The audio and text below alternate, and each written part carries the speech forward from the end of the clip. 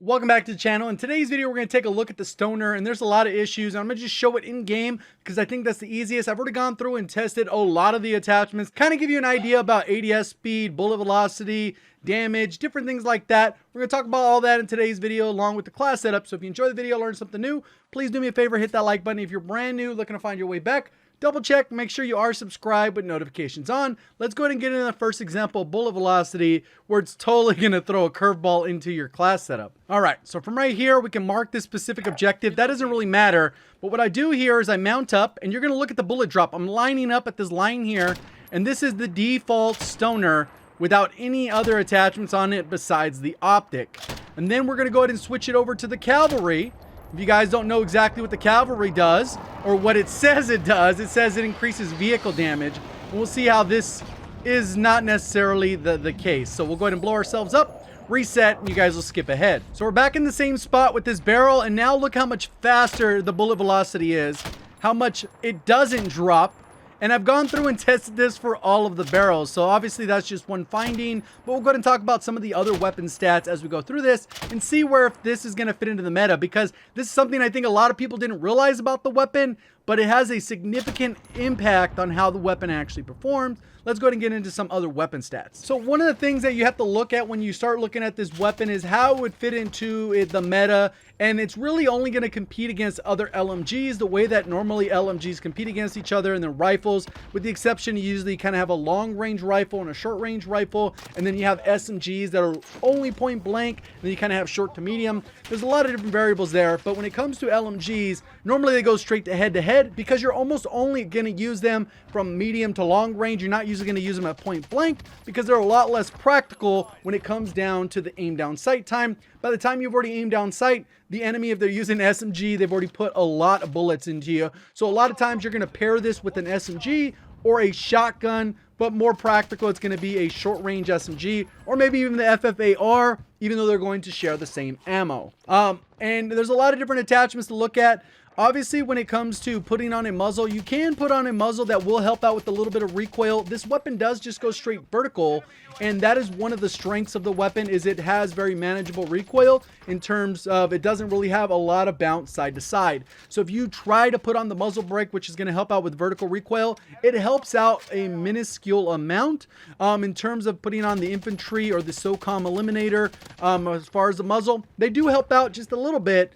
But the agency suppressor actually will help out by about 25% bullet velocity, which is going to be huge when you have that multiplicative part where it combines with the barrel that gives you an 80% increase for the cavalry barrel that we just took a look at. So overall, when you combine those numbers together, you're getting a 113% increase, which essentially means you have more than double the bullet velocity you're starting with the weapon, bumping it from around 600 to well over 1200, which puts it in a high category with some of the best top-end modern warfare rifles when they're fully kitted for bullet velocity. So once we take that into account, we're working with the agency suppressor, the cavalry lancer. Can't really change those up because the other barrels aren't going to help out.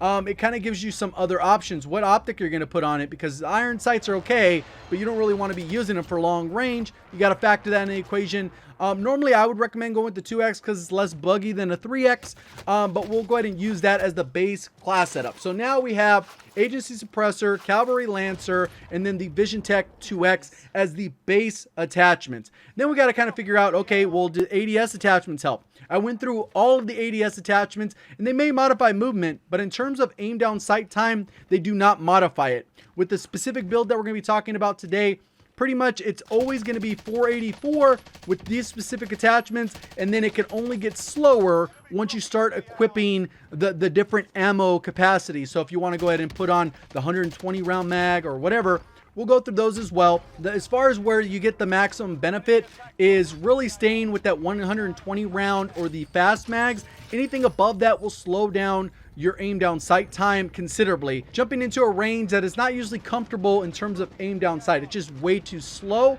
So this is one of these weapons that I think it's going to be very viable, not necessarily meta because of the aim down sight time, but once some of these rear grips start to work properly, you're going to start seeing it where it could probably improve the ADS speed, especially depending on which one you'd use. It could help out a ton because they're currently doing nothing. Same way that we've seen with the sniper rifles. You're not really getting the benefit. So all of the sniper rifles feel very slow because everything you equip can slow down the sniper rifle, but there's nothing to speed it up that we've seen with like the tac laser. This gun would benefit a ton from a tac laser. If it had a tac laser, hands down, best LMG in the game, and it wouldn't be close, but unfortunately that is not the case. So in terms of damage profile, this weapon is generally going to be about 7 to 9 shots to kill, depending on what range they're at, and if you're getting chest shots or limb shots. If you're super, if you're super accurate, you could probably get the number of shots down to 6, but you need multiple headshots in the mix, giving this a very competitive TTK up close of the mid 500s, and it jumps up to a little over 700 at range, which is nice. You know, having a 700 TTK in this game, as long as you're able to hit the shots, you're going to be in a really good spot to make sure that you melt the enemy. And I think with this class setup, you'll definitely feel it. You're seeing some of the gameplay in the background, how competitive it could be. Sometimes a little bit further at range, there is a lot of bounce, but I think it has more to do with the actual optic than the gun. So as long as you get used to it, kind of lining up those shots, trigger tap a little bit, it gets very easy to do that. So the underbarrels, I also went through all the underbarrels. The ones that we've seen the biggest improvement with is the Bruiser and the Field Agent Grip, whereas a lot of them are bugged for other weapons. They are bugged in this case as well.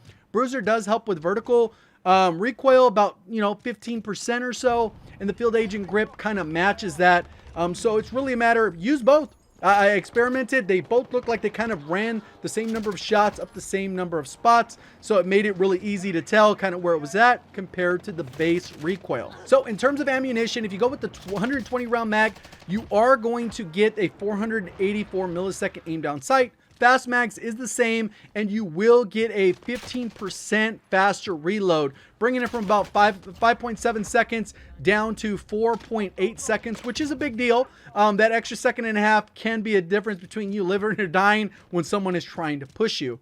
On top of that, if you want to go just for the 120 round mag, you will get a slower reload time of about 3%. So not a huge difference. So sometimes that could be the trade-off. As soon as you start going into the 120 round speed mag, it is a little bit faster, but it doesn't match the base fast mags. You end up about 3% faster than the normal base 75 mag reload, but you do have a much slower aim down sight time of 517 milliseconds. And then we go a little bit further. If you go with the Spetsnaz 50 round mag, you're going to end up even slower at 584 milliseconds, which if you aim down sight with that, it feels like you are moving like the slowest possible thing, and it's not going to be very practical. The Vandal Speed Loader, it ends up hurting your aim down sight time, which doesn't really make a lot of sense considering it's not giving you any extra ammo, and that's more for like a Cold War class setup. It makes more practical sense within that game. Then we have the Salvo 150 round fast mags. This one gives you that huge penalty of 584 milliseconds, so I wouldn't use those at all. The ones, like I said, I would stick with is either the default 75, so you can equip something else, go with the fast mags, or the 120 round mags, and then that's pretty much it for this weapon in terms of aim down sight time. So the last option is if you don't mind not having a grip and you want to keep this gun more to medium range, it's still going to be very viable. I would go with the combat stock. You get that extra bit of strafe speed. You're seeing a little bit of the gameplay in the background, kind of how that works. And that's kind of how the class setup I would build for this weapon. Pretty straightforward. We get the Agency Suppressor, 17.8 inch Cavalry Lancer for the barrel, 120 round ammunition, Vision Tech 2X, and the SAS Combat Stock. Or Underbarrel, you could put on the Bruiser or Field Agent Grip instead of that SAS Combat Stock. Obviously, I tried this out. I definitely recommend trying it out for yourself. After you realize how much this helps the bullet velocity, it's a game changer. I kind of thought this was a mid-tier to low-tier gun, but after switching it up, mid to high tier, and then once this rear grip situation gets fixed, I think it'll be much better. So highly recommend checking it out. If you do have any questions, let me know down in the comment section below. If there's another weapon you'd like me to test, go ahead and comment that as well. If you enjoyed the video, learned something new, please do me a favor, hit that like button. If you're brand new, want to find your way back, or just haven't yet subscribed for any reason, double check, make sure you are subscribed. Quick reminder, Gfuel is still 30% off. If you're looking to take advantage of that, link near the top of the description, or just code JGOD at checkout. Thank you for watching. As always, have a great day.